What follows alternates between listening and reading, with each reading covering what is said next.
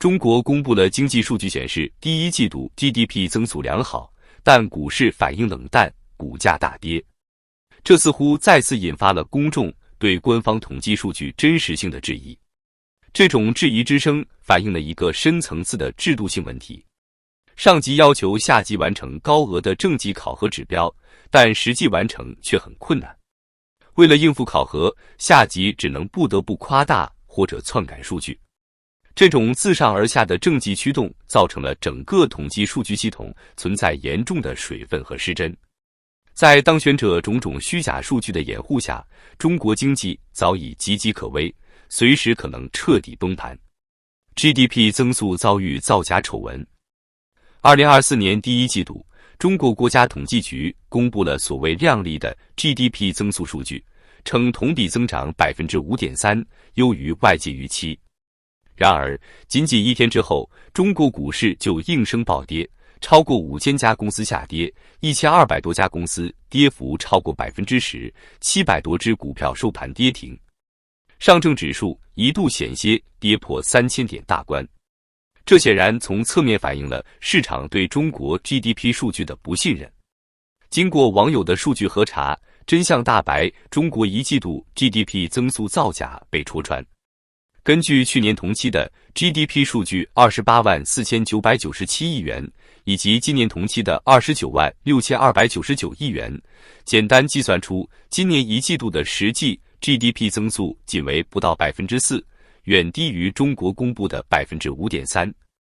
更夸张的是，中国统计局竟然声称是按不变价格计算的结果。然而，按照他们自己的解释，由于通货膨胀，近1年来官方公布的价格指数一直在增加。如果按此计算，今年一季度的 GDP 增速实际上还要低于 4%。不禁让人感慨，中国统计局简直是在肆无忌惮地玩弄数字游戏，彻底丧失了最基本的职业操守。这已经不是第一次发生了。此前，他们公布全国和各省份2023年的 GDP 增速时，也曾被发现与实际计算结果不符。河南省2023年 GDP 总额远远低于2022年，当权者却宣称2023年 GDP 同比增长 4.1%。如此丧失信誉的 GDP 数据，恐怕只能进一步加剧民众和市场对中国经济数据的不信任。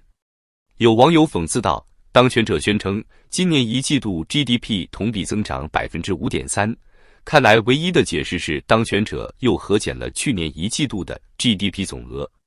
消费数据大幅下滑，需求严重不振。除了 GDP 数据造假丑闻，更令人心惊的是中国最新的消费数据。4月16日，中国国家统计局公布3月份社会消费品零售总额同比增长 3.1%，远不及前值和市场预期，这是2023年8月以来最低的增速。具体数据显示，3月份社会消费品零售总额为39020亿元，同比增长 3.1%， 低于1至2月的 5.5%。相比于市场预期的 4%， 实际增速差了近1个百分点。更令人担忧的是，3月消费数据的低迷拖累了一季度整体的表现。数据显示，一季度累计社会消费品零售总额同比增长 4.7%， 服务零售额同比增长 10%， 分别比1至2月低 0.8个和 2.3个百分点。对此，业内人士直言不讳地表示，中国消费需求持续疲软，经济面临严重下行压力。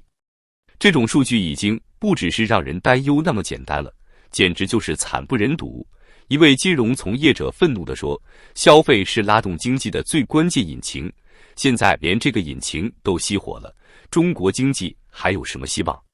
他进一步分析说，消费疲软反映了居民收入下滑和信心大幅下降，这些直接影响到了百姓的购买力。加上房地产市场的不景气，更是雪上加霜，中国经济濒临崩溃的边缘。房地产业心脏病发作，危机频发。事实上，对于中国经济的悲观预判，不仅仅来自消费数据的暴跌，房地产行业的持续低迷也成为压垮骆驼的最后一根稻草。根据国家统计局的数据，一季度房地产开发投资下降 9.5%， 而全国新建商品房销售面积更是暴跌 19.4%， 销售额更是下降 27.6%。这无疑是一个极为惊人的数据。有分析人士直言，房地产正在成为拖累中国经济的黑洞。房地产作为中国经济的支柱产业，若是盈利能力和销售持续大幅下滑，对整个经济的拖累势必会越来越大。就在当权者试图推出一系列利好政策拯救房地产业之时，房地产行业的危机却愈演愈烈。据悉，中国政府高层正在考虑建立一个全国性房地产平台公司，收购烂尾楼，将其打造为保障性住房。与此同时，郑州、无锡等多地也启动了二手房以旧换新的试点工作。但这些所谓的救市措施，在业内人士看来，却可能适得其反，引发更多的问题。一位房地产商表示，这种收购烂尾楼的做法，必然会给地方政府带来沉重的资金压力，加上后续的运营成本，无疑会加速地方政府的破产，这简直是杯水车薪。同时，他也对以旧换新的政策表示怀疑，这不过是为了刺激消费，提振低迷的经济，但老百姓哪来的钱去换房呢？现在很多人都是负债累累，失业率高涨，哪来的能力去换房？一位从事过炒房的金融人士也表示，这些所谓的利好措施，无非就是为了去库存，释放过剩的产能。但问题在于，现在老百姓的信心已经被彻底摧毁了，哪还会轻易上当？可以说，在房地产行业陷入深度危机的当下，中国推出的各种政策不仅缺乏实际效果，反而可能加剧整个房地产行业的崩盘风险。经济数据全面失真，政府财政岌岌可危。无论是 GDP 数据的造假丑闻，还是消费数据的持续下滑，再加上房地产行业的危机四伏，中国经济的困境可谓是雪上加霜。从各项关键经济数据来看，中国经济已经陷入了全面崩溃的边缘。一位金融分析师忧心忡忡地说， GDP、消费、房地产这些支撑中国经济的支柱，无一例外的全部出现了严重问题，未来的走势堪忧。他进一步指出，这些经济数据的恶化，不仅意味着中国经济正在快速下行，也必将对中国政权的财政收支造成严重冲击。如果 GDP 和消费持续低迷，税收势必大幅减少，再加上房地产行业的危机，地方政府的财政收入必将大幅缩水，这无疑会让中国政府陷入焦头烂额的境地，他担忧地说。事实上，这样的担忧并非杞人忧天。早在去年，中国就已经出现了多地政府债务违约的情况，其中河南、黑龙江等地尤为严重。而在刚刚公布的一季度数据中，河南省2023年 GDP 总额竟然远低于2022年，这无疑给河南政府的财政带来雪上加霜的压力。